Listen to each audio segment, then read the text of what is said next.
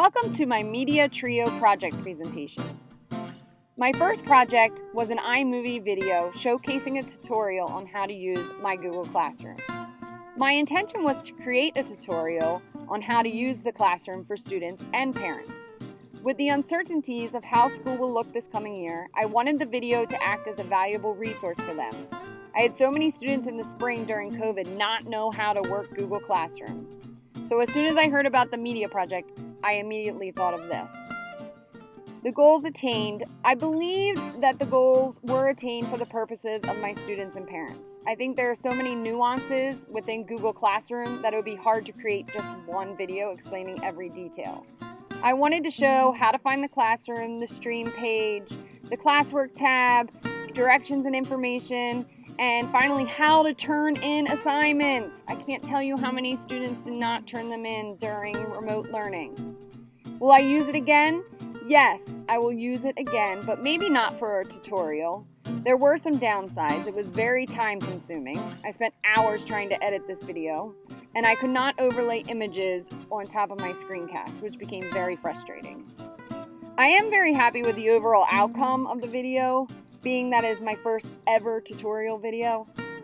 Now let's take a look at a snippet of the Google Classroom tutorial. Hello, my 7th grade Ancient Civilization students.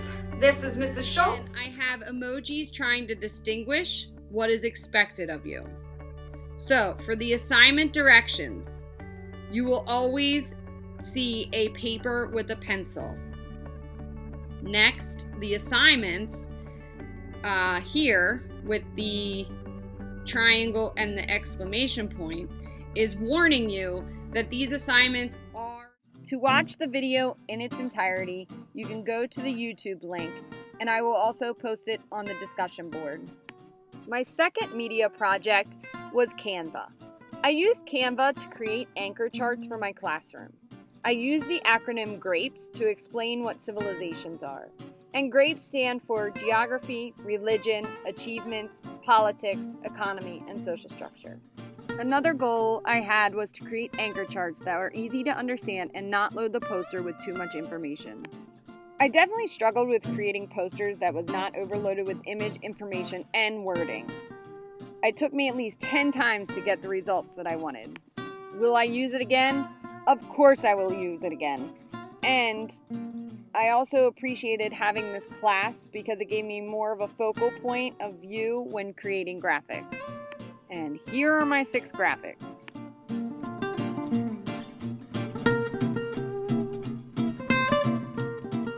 My last media project is a podcast. I created a podcast episode back in January and I added it to my website. I decided to try another podcast to add more episodes to that website.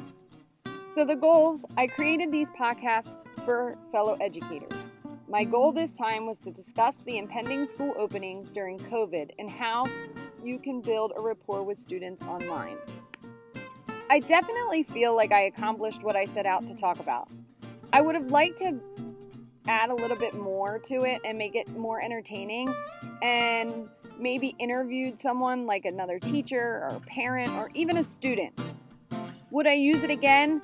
Yes, I would absolutely create another podcast. I find them to be enjoyable to create, and I enjoy listening to them. Let's take a listen, shall we?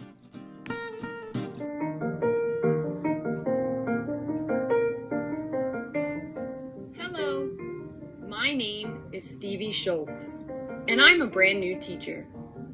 I'm on a mission to find out what great teachers do differently.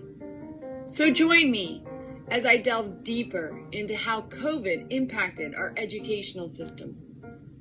And later, I will discuss how teachers can build rapport with students in an online platform. This is a breath of fresh teaching. To listen to the entire podcast, you can use the link provided here, or as I said before, I will have it in the discussion. I hope I could enlighten you all a bit about my projects, and I look forward to learning more from all of your projects. Thank you so much for watching.